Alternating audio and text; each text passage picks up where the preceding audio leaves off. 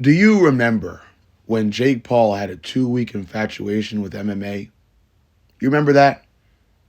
I'm unsure what UFC card had just taken place, but I know he was boxing by this time, and he really, really wanted to get into MMA. Maybe just dip his toes into the world of MMA.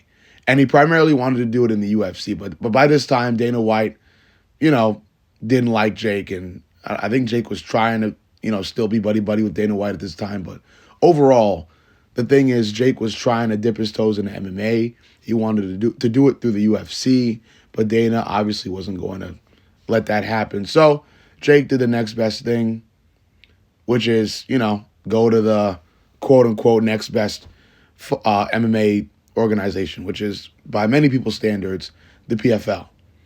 And he got the partnership signed, and there was all this talk about him finally getting a fight in MMA scheduled, and somehow Nate Diaz was in talks or in the works or mentioned. It was a whole weird thing. I say all this to say, I say all this to back up a take that I previously had, which is boxing is dying because of all these influencers that Jake Paul, kind of inspired.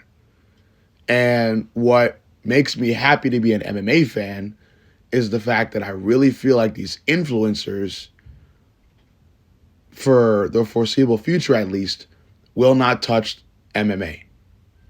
They'll touch it with like big boxing gloves. Like they'll invite these MMA fighters to spar with them with big boxing gloves on. But all these influencers that only care about clicks and views and are totally okay with killing illustrious sports, they'll only do it when it's safe for them. MMA is not entirely safe for them.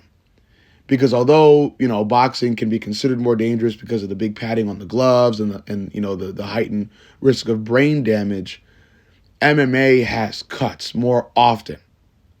You see heads get opened up more often because you have the use of elbows. You see fighters going out more often because you have submissions.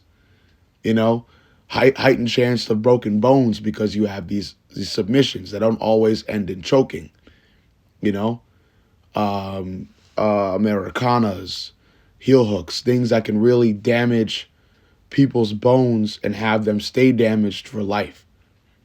And that's, again, what makes me happy to be an MMA fan, is that all these, these jokey influencers and streamers won't touch it because of that.